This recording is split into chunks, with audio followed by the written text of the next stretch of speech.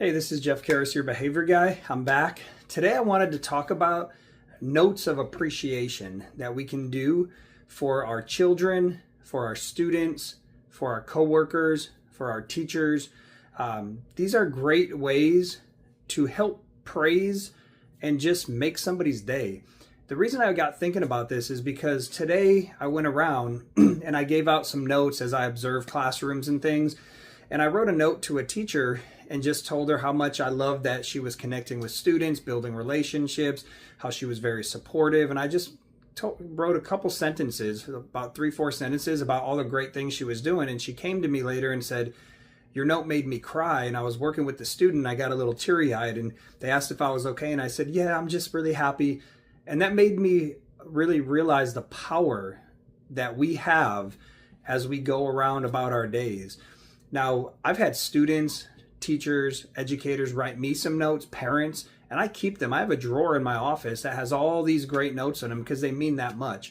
So think about how can we do this. If you're a parent, maybe you could have your student write a note of appreciation to a teacher, not just on Teacher Appreciation Week, but some other time something happens, right?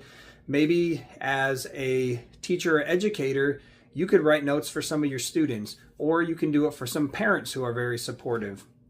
Or maybe you do it for a coworker, right? We can spread this culture of showing appreciation to others and help our children and our students see that, so then they start to do these things themselves. Because I will tell you, as an educator, the best gifts I've ever got were not gift cards or clothing or any items or candy, right? It was just a note that I knew meant something because I did something to impact that person. So today, that's what I want you to think about.